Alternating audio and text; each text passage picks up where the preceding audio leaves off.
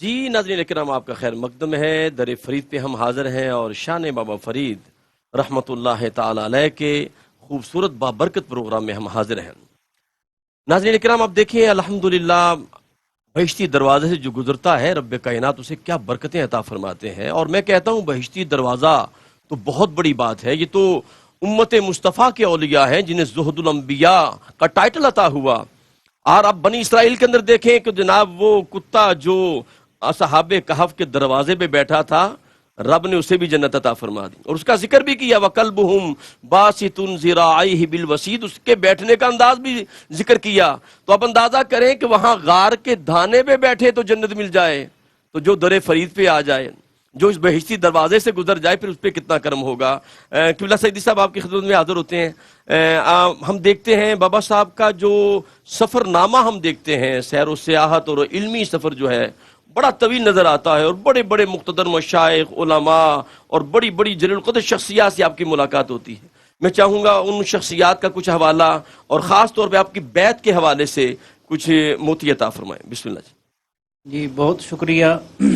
دیکھیں یہ جو صحبت ہے نا، ٹھیک، اس کے بغیر انسان ناقص رہتا ہے، ٹھیک، صحبت انسان کو کمال عطا کرتی ہے۔ بے شک بے شک، اور علامہ نے ایسے نہیں کہا تھا خرد کے پاس خبر کے سوا کچھ اور نہیں، جی واہ واہ، تیرا علاج نظر کے سوا کچھ کوئی اور اور نہیں۔ نہیں، واہ واہ، تو یہ جو صاحب نظر کی نظر ہوتی ہے، جی، وہ جو تزکیہ کرتی ہے وہ عبادت سے ریاضت سے نہیں ہو سکتا۔ اللہ اس لیے کسی نہ کسی کامل کی صحبت میں بیٹھنا ضروری ہے۔ ٹھیک، جس طرف قبلہ شاہ صاحب نے فرمایا، اشارہ کیا تھا، یا ایھا الذین آمنوا اتقوا اللہ وکونوا مع الصادقین۔ سبحان اللہ سبحان اللہ، صرف عبادت و ریاضت نہیں ہے، بلکہ اہل تقوی کی صحبت، اہل صدق کی صحبت بھی ضروری ہے، جی ایک ذہن میں رہنی چاہیے۔ جی، دوسرا اس حوالے سے یہ ہے کہ جب مرید مرشد کی بیعت کرتا ہے تو اس کا مقصد کیا ہوتا ہے؟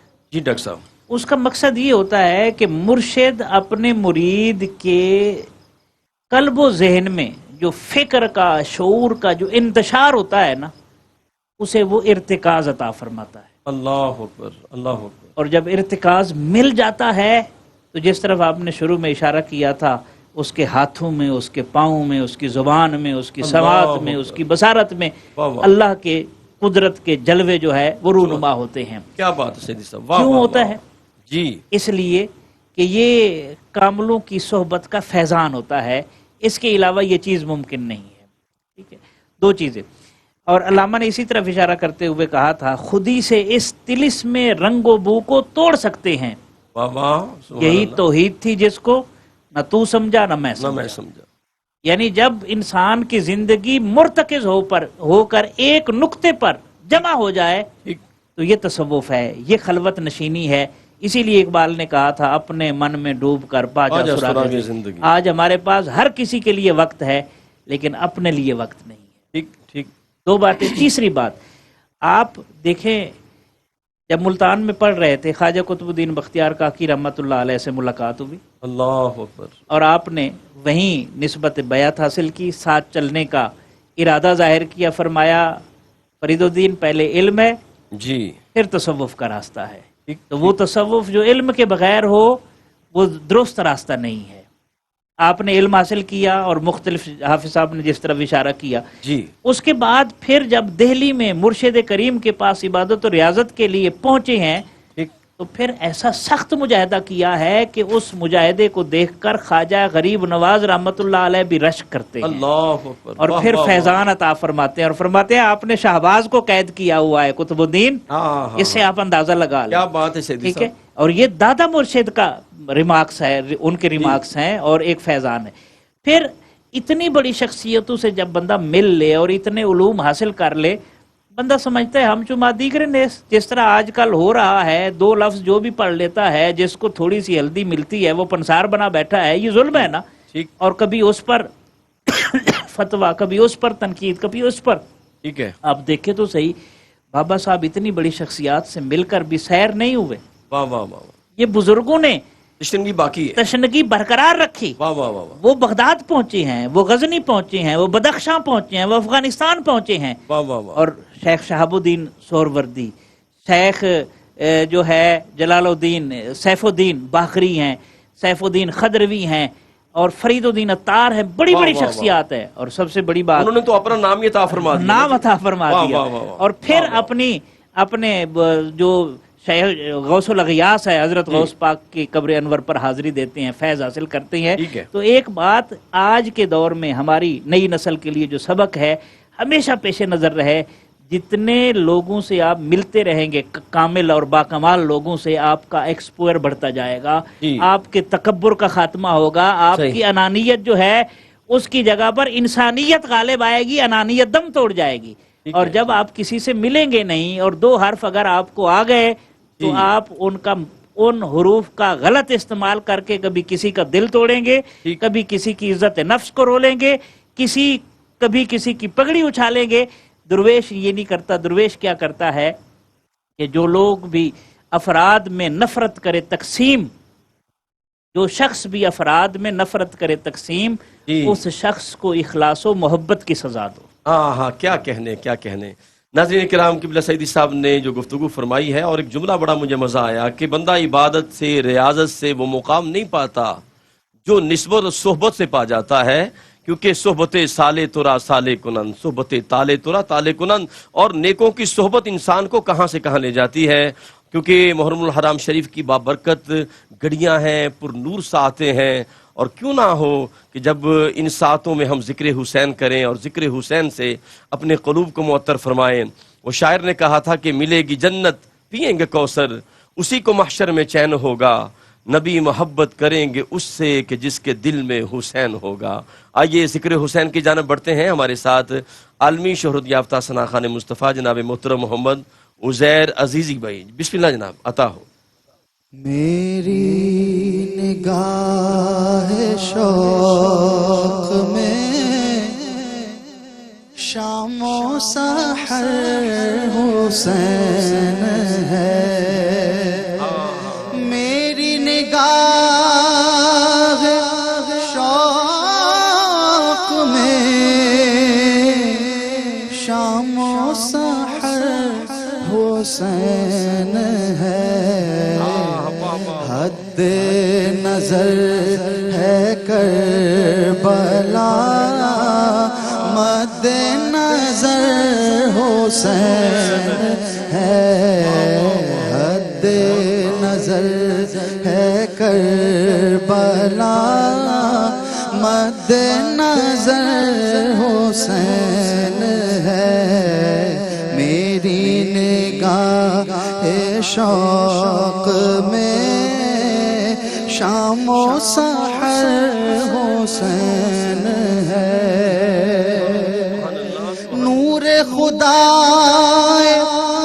لم یزل چشم رسول حق نگر. نور خدا لم یزل چشم رسول حق نگر، اور اسی رسول کا نور نظر حسین ہے. اور اسی رسول کا نور نظر حسین ہے.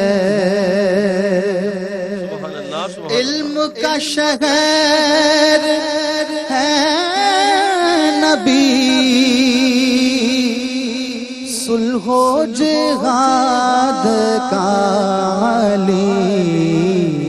شہر کا ایک در حسن، دوسرا در حسین ہے.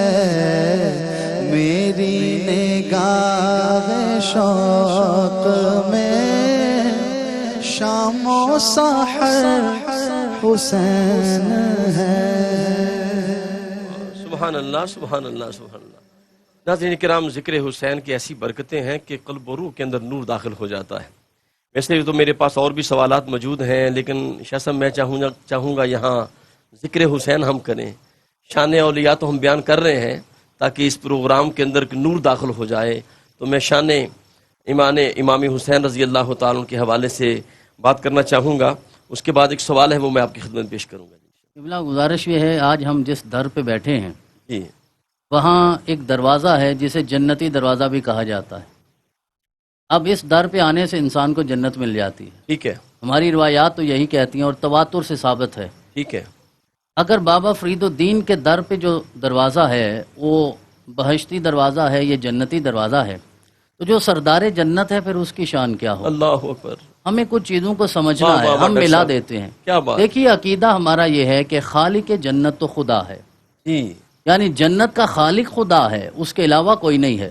اگر اس میں کہیں کوئی حرف شامل ہو گیا تو توحید پہ تو ہم اس سے تو محفوظ رہنا چاہتے ہیں. تو خالق جنت خدا ہے، لیکن خالق جنت نے مالک جنت بنایا ہے مصطفیٰ کریم کو. واہ واہ واہ. اب مصطفیٰ کریم مالک جنت ہیں، انہوں نے حسین کو سردار جنت بنا دیا ہے. واہ واہ واہ. اب یہ وہ ہستیاں ہیں جن کے ساتھ جب تک ہم محبت نہ کریں تو ایمان مکمل نہیں ہوتا. ٹھیک ہے. میرے آقا صلی اللہ علیہ وسلم نے تو یہاں تک ارشاد فرمایا کہ کائنات میں سب سے مقدس ترین مقام تو کعبہ ہے. جی. اور کعبہ میں جب انسان داخل ہو جائے تو پھر حجر اسود سے لے کر مقام ابراہیم تک جتنی جگہ ہے وہ سے اعلیٰ جگہ کوئی نہیں ہے، مقدس جگہ کوئی نہیں ہے. اگر 1,00,000 نماز کا ثواب ملتا ہے حرم میں سجدہ کرنے سے تو جتنی قربت بڑھتی جائے گی اتنا ثواب بھی بڑھتا چلا جائے گا. بے شک، میرے بے آقا نے واضح طور پہ ارشاد فرمایا کہ وہاں بھی اگر کھڑے ہو کے کوئی انسان نماز پڑھے لیکن اس کے دل میں میرے اہل بیت کے لیے محبت نہیں ہے تو میرا رب اس کی نماز بھی قبول نہیں کرے گا، اس کا ایمان بھی اپنی بارگاہ میں قبول نہیں کرے گا. لہذا ان ہستیوں کی بھی نسبت اسی لیے ہے کہ اسی در تک ہم جا کے پہنچتے ہیں. میرے آقا صلی اللہ علیہ وسلم نماز ادا فرما رہے تھے تو آپ کے مبارک شانوں پہ حضرت امام حسن اور حضرت امام حسین تشریف فرما تھے. نماز مکمل ہوئی تو آقا نے ارشاد فرمایا آج میں تمہیں یہ نہ بتاؤں کہ کائنات میں سب سے اعلیٰ نسب کا حامل کون ہے. میرے آقا نے خود ارشاد فرمایا، کسی مفتی سے پوچھنے کی ضرورت نہیں ہے، میرے آقا نے خود بتایا. صحابہ نے عرض کیا آقا ارشاد فرمائیے. آپ نے فرمایا سب سے اعلیٰ نسب کائنات میں حسن اور حسین کا ہے. عرض کیا کہ آقا شان خود ارشاد فرمائیے. تو میرے آقا بیان کر رہے ہیں، جناب سیدنا صدیق اکبر سن رہے ہیں، فاروق اعظم تشریف فرما ہیں، حضرت ذوالنورین ہیں اور حضرت مولا کائنات شیر خدا ہیں. حضرت ذوالنورین سے یہ جملہ میرے ذہن میں آیا کہ ہماری لڑائیاں ہوتی رہتی ہیں اور ہم سمجھتے نہیں ہیں چیزوں کو کہ آقا نور ہیں یا بشر ہیں. میں یہ بھی عرض کر دینا چاہتا ہوں کہ جس کا نوکر ذوالنورین ہو نا، 2 نوروں والا ہو تو اس کے آقا کی شان کیا ہوگی. آپ اسے نور اور بشر کے پلڑے میں تولنے کی کوشش نہ کریں. جس کا نوکر 2 نوروں والا ہے اسے میرے رب نے صرف نور نہیں سراج منیر بنا کے بھیجا ہے. تو صحابہ نے اس کے آقا ارشاد فرمائیے. آپ نے فرمایا ذرا دیکھتے نہیں ہو کہ ان کا نانا کون ہے، ان کے نانی کون ہے، ان کے دادا کون ہے، ان کی دادی کون ہے، اور ان کے والد محترم کون ہے، ان کی اماں کون ہے، ان کی خالہ کون ہے. میرے آقا نے سب کچھ بیان فرمایا. صحابہ نے عرض کیا دیکھ رہے تھے؟ عرض کیا آقا ارشاد فرمائیے. آپ نے فرمایا نانا محمد رسول اللہ ہے اور نانی ملیکۃ العرب جناب خدیجۃ الکبریٰ، یعنی نانا صادق زماں ہے اور جو نانی ہے اسے بھی میرے رب نے طاہرہ بنایا ہے. جہاں طہارت اور صداقت اس درجے میں مل جاتی ہے پھر میرا رب انہیں زہرا عطا فرما دیتا ہے. تو زہرا کو جب علی نصیب ہوتا ہے تو پھر میرا رب حسن اور حسین کو اس کائنات میں بھیجتا ہے. تو یہ واسطہ ہے، وسیلہ ہے. جو آپ نے ابتدا میں ایک شعر پڑھا ہے کہ اپنے رسول کو راضی کرنے کا ایک ہی ذریعہ ہے کہ اہل بیت سے محبت کرو. رسول راضی ہو گئے تو رب بھی راضی ہو جائے گا. انسان دنیا میں بھی کامیاب ہے، قبر میں بھی کامیاب ہے، حشر میں بھی کامیاب ہے. ناظرین کرام، جو اہل بیت کی محبت ہے آپ اندازہ کریں، خالق کائنات نے خود قرآن میں اس کا اعلان فرمایا اور زبان مصطفیٰ سے اعلان کروایا. قُلْ لَا أَسْأَلُكُمْ عَلَيْهِ أَجْرًا إِلَّا الْمَوَدَّةَ فِي الْقُرْبَى. فرمایا پیارے آپ سونے لبے یوحا سے اعلان کر دیں کہ میں تم سے کوئی سوال نہیں کرتا، بس یہ ہے میری قرابت سے محبت کرو. اور میرے آقا کریم کا فرمان بھی ہے، اس کا مفہوم ہے. فرمایا جو میری اہل بیت سے 1 دن محبت کرتا ہے اللہ پاک اسے 1 سال کی عبادت بے ریا کا ثواب عطا فرما دیتے ہیں. ناظرین کرام، ملاقات کرتے ہیں ایک بریک کے بعد اور فیض فرید جاری ہے. جی ناظرین کرام، آپ کا خیر مقدم ہے اور اس بابرکت پروگرام میں شان بابا فرید کے اندر آپ حاضر ہیں. الحمدللہ ہماری خوش بختی ہے کہ ہم اللہ کے ولی کی بارگاہ میں حاضر ہیں. دیکھیں اللہ کے ولی کی شان دیکھیں کتنی بلند ہے کہ جب رب کائنات کسی بندے سے محبت کرتا ہے نا تو جبریل امین کو طلب کرتا ہے. خالق کائنات فرماتے ہیں جبریل میں اس بندے سے محبت کرتا ہوں، منادی کر دو آسمانوں میں کہ وہ بھی ان سے محبت کریں. پھر یہ ندا رب کائنات زمین میں اتارتا ہے، پھر زمین پر رہنے والے لوگوں کے دلوں کے اندر وہ محبت نازل ہوتی ہے۔ میں ڈاکٹر صاحب کی خدمت میں حاضر ہوتا ہوں۔ ڈاکٹر صاحب قبلہ، بابا فرید الدین مسعود گنج شکر رحمۃ اللہ تعالی علیہ، آپ کے خلفاء اور مریدین کے حوالے سے میں چاہوں گا آپ کے ان کا تعارف کروائیں کہ کتنی بلند قامت شخصیات آپ کے خلفاء میں شامل ہیں۔ دین ہے، ٹھیک، لیکن ان میں 3 ہستیوں کا نام بڑا معتبر ہے۔ ٹھیک ہے، ایک تو حضرت صابر سرکار ہیں، صابر کلیر بے صابر شک پیا، بے شک، حضرت علی احمد ان کا نام ہے، اور حضرت محبوب لائی حضرت خواجہ نظام الدین اولیاء، اور تیسرے جن کا تذکرہ ابتدا میں ہوا حضرت بدر الدین اسحاق۔ یہ 3 ہستیاں ہیں جن کے ذریعے بابا فرید کا فیض جو ہے پوری دنیا میں پھیلا ہے۔ ٹھیک ہے، میں اس حوالے سے حضرت بابا نظام الدین کے 2 اقوال آپ کی خدمت میں پیش کرنا چاہتا ہوں بسم اللہ۔ کہ ایک دن آپ تشریف فرما تھے اور لنگر چل رہا تھا۔ سلسلہ چشتیہ میں لنگر بڑا خاص ہوتا ہے سبحان ہر جگہ، جس طرح میں نے عرض کیا کہ بابا فرید کہتے ہیں یہ تو ارکان اسلام میں سے ہیں، ہاں بے شک، کیونکہ ایک صحابی نے آقا کی بارگاہ میں عرض کیا آقا یہ بتائیے افضل ایمان کیا ہے، اعلیٰ ایمان کون سا ہے؟ آپ نے فرمایا تطعم الطعام، کھانا کھلانا، کھانا کھانا نہیں، کھانا کھلانا۔ اور آپ خود تو زاہد ہے نا کہ آپ روکی سوکی کھا کے گزارا کیا کرتے تھے، اور آپ کے دار پہ وہ شعر ابھی لکھا ہوا ہے روکی سوکی کھا اور ٹھنڈا پانی پی اور گزارا کر۔ آپ نے تو اس کی طرف اشارہ خود فرمایا ہے نا، ٹھیک ہے، بلکہ آپ کی تو سیرت میں روایات میں یہ آتا ہے کہ آپ جنگلوں میں چلے جاتے تھے اور وہاں جڑی بوٹیوں کو لا کر پانی میں ابال کر آپ تناول بھی فرماتے تھے، نوش بھی فرما لیا کرتے تھے۔ اللہ آپ کا خود کھانا یہ تھا، لیکن آنے والوں کو اب محروم نہیں کیا کرتے تھے۔ ٹھیک، اور آج بھی ہم دیکھتے ہیں کہ سلسلہ چشتیہ میں اس کا خاص اہتمام کیا جاتا ہے، جی، 3 وقت کے کھانے کا خاص اہتمام ہے۔ یہ وہی فیض ہے جو حضرت بابا فرید کے در سے آگے چلا ہے۔ بابا نظام تشریف فرما تھے تو آپ کی بارگاہ میں، آپ کی درگاہ میں کھانے کا وقت ہو گیا، کھانا لگ گیا، اور کچھ لوگ جو ہے نا وہ سائبان سے باہر بیٹھے ہوئے تھے، دھوپ میں بیٹھے ہوئے تھے، گرمی میں بیٹھے ہوئے تھے۔ ٹھیک ہے، آپ نے ارشاد فرمایا، آپ نے اعلان کیا کہ سارے لوگ کوشش کرو کہ اکٹھے ہو کے بیٹھ جائیں تاکہ جو لوگ باہر دھوپ میں وہ بھی اندر آ جائیں۔ پوچھا گیا حضرت وہ تو کھانا تناول کر رہے ہیں، شاید انہیں اندازہ نہیں ہے کہ دھوپ ہے، وہ تو اپنی بھوک مٹانے کے لیے کھانا کھا رہے ہیں۔ تو آپ نے ارشاد فرمایا بھوک میں وہ جل رہے ہیں ظاہری طور پہ، لیکن حقیقت میں میرا دل جل رہا ہے۔ یہ بابا نظام تک فیض پہنچا ہے حضرت کی بارگاہ سے۔ اور پھر آپ کے جو آگے مرید ہیں حضرت نصیر الدین چراغی دہلوی، آپ کے حوالے سے ہے کہ آپ نے ایک دن خدمت میں عرض کیا بابا نظام کے کہ حضرت میں اجازت چاہتا ہوں کہیں میں جنگلات میں چلا جاؤں اور جا کر تنہائی کی اور خلوت کی گوشہ نشینی کی زندگی گزار دوں۔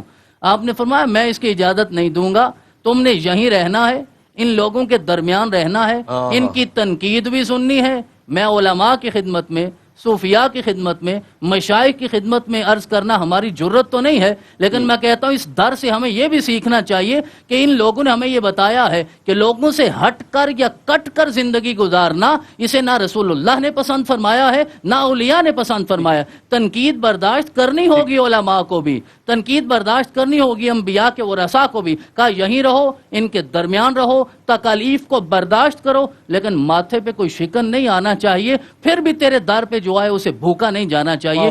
یہ آپ کے مریدین کا سلسلہ ہے، اور حضرت صابر سرکار کو ساری کائنات جانتی ہے، حضرت بدر الدین اسحاق کو، اور یہ سارا فیضان آگے چلتا رہا اور صبح قیامت تک انشاءاللہ تعالی یہ چلتا رہے گا۔ اور میں ڈاکٹر صاحب مزے کی بات یہ ہے جو آپ نے فرمایا نا کہ کھانے کو، روٹی کو آپ نے رکن بنا دیا، اور وہ فرمان آپ کے سامنے ہے یکاد الفقر یکون کفرن، کہ جو یہ کفر تک انسان کو لے جاتا ہے، یہ جو فقر ہے، تو آپ نے اس کو کہا یہ بھی رکن شامل ہے۔ میں یہی سوال قبلہ سیدی صاحب کی خدمت میں حاضر کرتا ہوں، اور میں چاہوں گا مزید اس کو کھولیے گا خلفاء اور مریدین کو۔ بسم اللہ جی، حضرت کے خلفاء، نامور خلفاء اور مریدین میں نے کچھ تو تذکرہ کر دیا تھا، ٹھیک، جن میں بدر الدین اسحاق ہیں، حضرت خواجہ نظام الدین اولیاء محبوب الہی رحمۃ اللہ علیہ ہیں، حضرت خواجہ صابر کلیری رحمۃ اللہ علیہ ہیں، اور خود آپ کے بیٹے بدر الدین سلیمان، آپ کے بیٹے، وہ بھی آپ کے خلفاء میں شامل ہیں۔ ایک بات جو ہمیں کبھی بھی نہیں بھولنی چاہیے، جی ڈاکٹر صاحب، سلسلہ چشتیہ کی روایت رہی ہے بر صغیر میں، جتنے اکابر ہیں انہوں نے سلسلہ چشتیہ میں جو تصوف کی روایت ہے اسے وراثت میں تبدیل نہیں کیا۔ اللہ اکبر۔ اور آپ دیکھ لیں خواجہ عثمان ہرونی یا ہارونی رحمۃ اللہ علیہ نے جنہیں خلافت دی، وہ خواجہ غریب نواز ہیں، وہ ان کے رشتہ دار نہیں ہیں۔ اور ان کے جو مرشد ہے خواجہ عثمان اروانی رحمۃ اللہ علیہ کے وہ حاجی شریف زندہ نہیں ہیں، یہ آپس میں کوئی رشتہ دار نہیں۔ اللہ اکبر، خواجہ غریب نواز جو ہیں وہ خواجہ قطب الدین بختیار کاکی ان کے رشتہ دار نہیں ہیں، واہ واہ واہ واہ ٹھیک ہے، اور خواجہ قطب الدین بختیار کاکی کے بابا صاحب جو ہے وہ رشتہ دار نہیں ہیں، واہ واہ، اور بابا صاحب نے جو آگے خلافت دی ہے سب سے پہلا نام جو آتا ہے وہ حضرت خواجہ نظام الدین اولیاء رحمۃ اللہ علیہ کا ہے، پھر آپ کے بھانجے ہیں دوسرے، تو اس سے یہ بھی پتہ چلتا ہے کہ اگر کوئی میرٹ پر آ رہا ہے تو واہ اس واہ میں واہ، کوئی حرج نہیں ہے کہ کیا اس کو بات۔ بھی یہ فیض دیا جا سکتا ہے، اور آپ نے اپنے بیٹے کو بھی خلافت عطا فرمائی۔ ایک تو یہ بات ہے، دوسرا یہ پہلو بھی پیش نظر ڈاکٹر رہنا صاحب یہ چاہیے۔ بڑی اہم بات آپ نے بیان فرمائی ہے کہ جس طرح فرمایا جاتا ہے نا ان اکرمکم عند اللہ تقاکم، معیار یہ ہے، معیار یہ ہے، جس کا جتنا تقوی بلند ہے وہ اتنا دیکھ رہے خلافت مقرب ہے، خلافت ایک امانت ہے نا، ٹھیک ہے، تو امانت ہمیشہ اہل کے سپرد کرنی چاہیے نا۔ بالکل ٹھیک، اللہ بالکل ٹھیک۔ قرآن پاک میں حکم ہے کہ اللہ تمہیں حکم دیتا ہے کہ امانتیں ان کے اہل لوگوں کے سپرد پرد کرو، کرو، ٹھیک ہے، تو جب ایک نااہل کے پاس کوئی امانت آئے گی تو ظاہر ہے وہ اس کا حق ادا نہیں کر سکے گا، ٹھیک ہے، اس لیے یہ ضروری ہے خلافت دیتے ہوئے یہ سخاوت نہیں کرنی چاہیے، بلکہ معیار جو ہے معیار۔ چشتی خلفاء، چشتی ہمارے جو مشائخ ہیں سلسلہ چشتیہ کے، وہ خلافت دینے میں بہت زیادہ مجاہدہ کرواتے ہیں، اللہ عام خلافت نہیں دیتے۔ اچھا، اس حوالے سے ایک اور بات جسے پیش نظر رکھنا جو ہے وہ ضروری ہے، حضرت خواجہ غریب نواز رحمۃ اللہ علیہ نے جن لوگوں کو خلافت دی ہے ان سے محنت کرائی ہے اور مجاہدہ کرایا ہے، اور دلچسپ بات یہ ہے کہ اگر میں ایک لفظ کہوں جی، کہ خواجہ نظام الدین اولیاء نظام الدین بہاس محفل شکن ہے، ان کا لقب تھا نظام الدین بہاس محفل شکن، اللہ اکبر، اتنے بڑے عالم۔ بدر الدین اسحاق آپ سن چکے ہیں، عالم تھے، ان کے ذہن میں کچھ شکوک و شبہات تھے، پھر ایک اور فصیح الدین کا آپ نے نام سنا، ٹھیک آپ اندازہ لگا لیں یہ جتنے بھی لوگ آئے صاحب علم، ہمارے بابے کا علم ان سب سے زیادہ تھا، اللہ اکبر، ٹھیک ہے، اللہ اور اکبر، وہ علم ظاہر بھی تھا اور علم باطن بھی تھا، وہ حافظ قرآن بھی تھے، عالم دین بھی تھے، وہ عارف حقیقی بھی تھے، اور عارف حقیقی کے ساتھ ساتھ عارف ربانی بھی تھے، یہ دونوں چیزیں جو ہے وہ ساتھ چل رہی ہیں، لیکن آج علم اور تصوف جدا ہو گئے ہیں، جب علم اور تصوف جدا ہو جائے تو پھر فیض جو ہے وہ آگے درست طریقے سے منتقل نہیں ہو پاتا، ٹھیک ٹھیک، یہ دونوں چیزیں جو ہیں وہ لازم ملزوم ہیں۔ بالکل ٹھیک، اور یہ جو شخصیات ہیں حضرت خواجہ نظام الدین اولیاء، کتنا مجاہدہ کرایا، کتنا ان کے علم کو ضبط کرنا سکھایا۔ اگر میں سادہ لفظوں میں کہوں تو ہم کہہ سکتے ہیں بابا صاحب نے اپنے جو خلفاء تھے ان کے علم کو مسلمان کیا، اللہ اور اکبر، جب علم مسلمان ہو جائے، ایک صوفی کا علم مسلمان ہو تو پورا معاشرہ پر امن بقائے باہمی کی طرف چلا واہ واہ جاتا ہے، ڈاکٹر صاحب، اور سبحان جب علم کنٹرول میں نہ رہے تو فرقہ واریت اور فتویٰ بازی جو ہے وہ عام ہو جاتی ہے۔ کیا کہنے۔